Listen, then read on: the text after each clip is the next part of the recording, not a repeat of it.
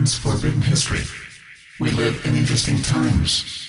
We all share a common interest in our countries and our world.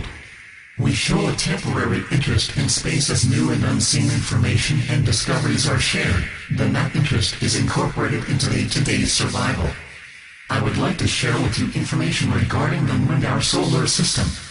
This information was shared with me by Andromedan cosmonauts. It is my hope that I can only add to the information and hidden revelations. As I have been reminded by my friends from Andromeda, we all have a piece of the puzzle. I offer this perspective as a piece of that puzzle. It is not my wish to detract or prove anyone incorrect.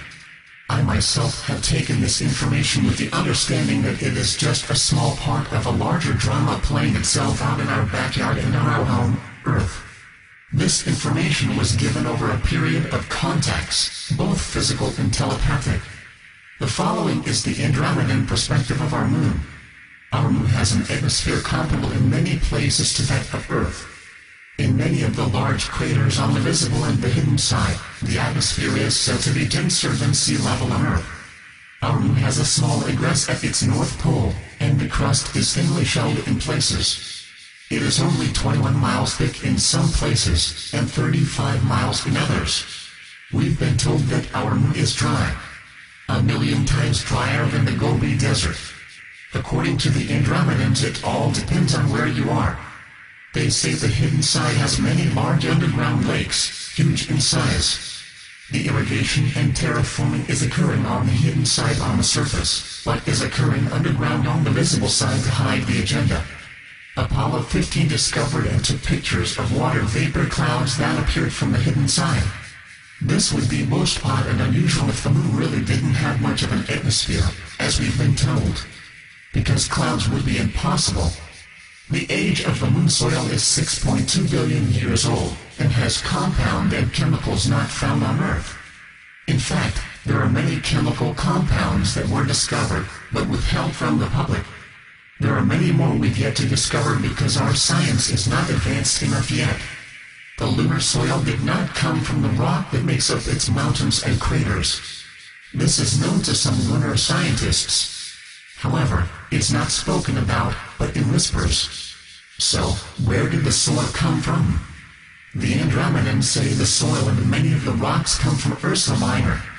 The location is a solar system named in the Orion Chata. This is a binary sun system. We have many similarities in our system as well. Chata is a very large system, holding 21 planets and 47 moons. Our Moon is said to have been made around the 17th planet in the system. Portions of the Moon's crust is radioactive. Apollo 15 discovered this, especially near the Apennine Mountains. Why were the readings so hot? The Andromedans have said it's because some nuclear waste was brought up there to be reused as a fuel supply for the spacecraft that the world government has built. However, many of the ships that use nuclear fuel are obsolete now. So, how was the Moon brought here? It was, I'm told by the Andromedans, put into the tail of an asteroid which brought it into our solar system. This same asteroid circles our part of the galaxy every 25,156 Earth years.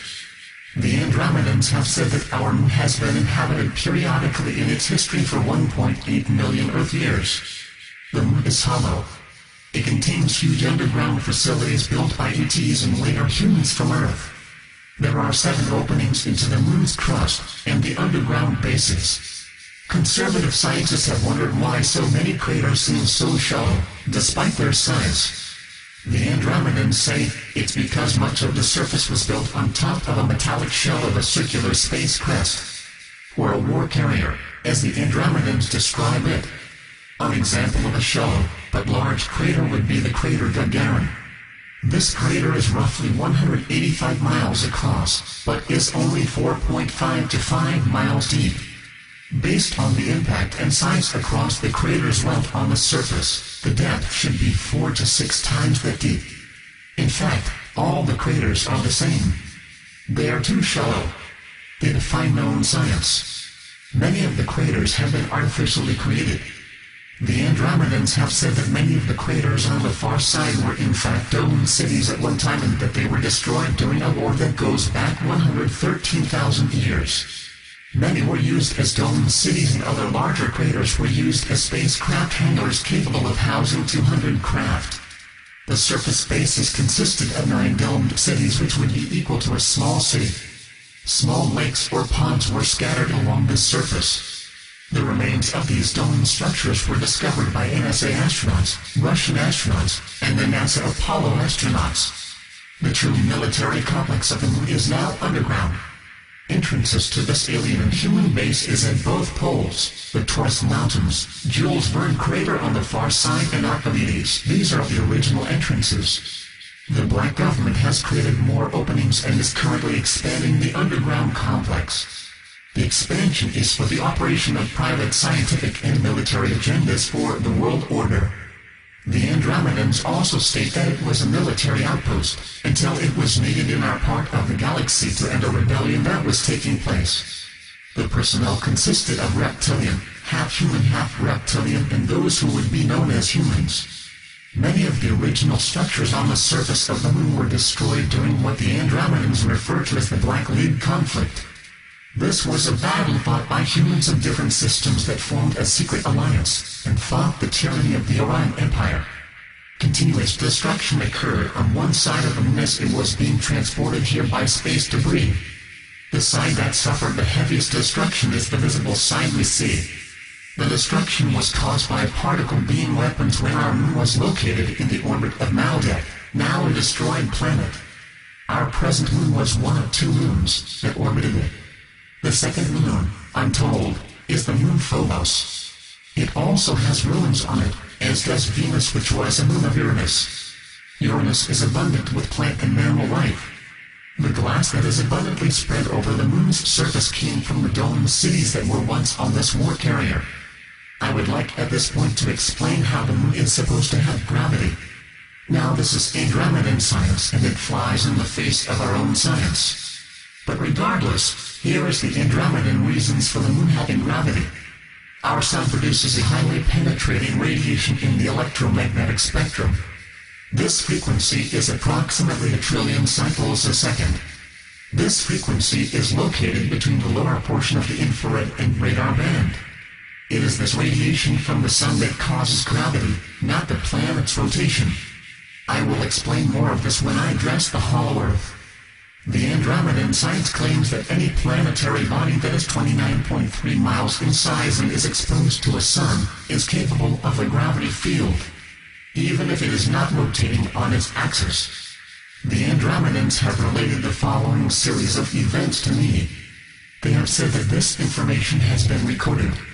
I have not seen this yet. So, I'm relaying this information to you, the seeker in faith of its accuracy.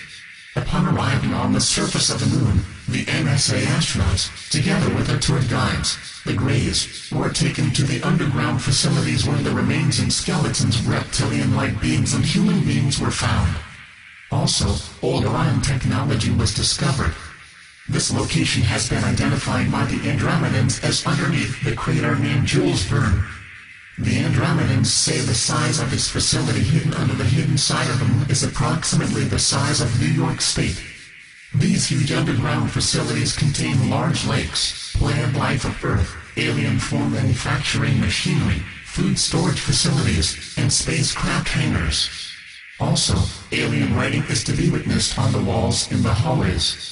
The NSA astronauts also were shown 8 vaults that were sealed, but information regarding their contents has not been disclosed to me. Artificial terror environments are being created all the time to house and support hand-picked personnel by the world government. The human leader of the space or facility is called Mr. Secretary. The Moon now houses approximately 36,719 human beings from Earth, a small colony. Only Aryans by birth. According to the work that is being done above and underground to expand the facilities, the Andromedans foresee a population of 600,000 in the very near future. Much contact is taking place on the Moon between regressive aliens and World Order humans. Currently, the World Order has 53 Earth-built UFO-type spacecraft on the Moon. Also, other weapons being built on the moon are particle beam weapons, lasers, nuclear bomb satellites, and anti-matter weapon systems.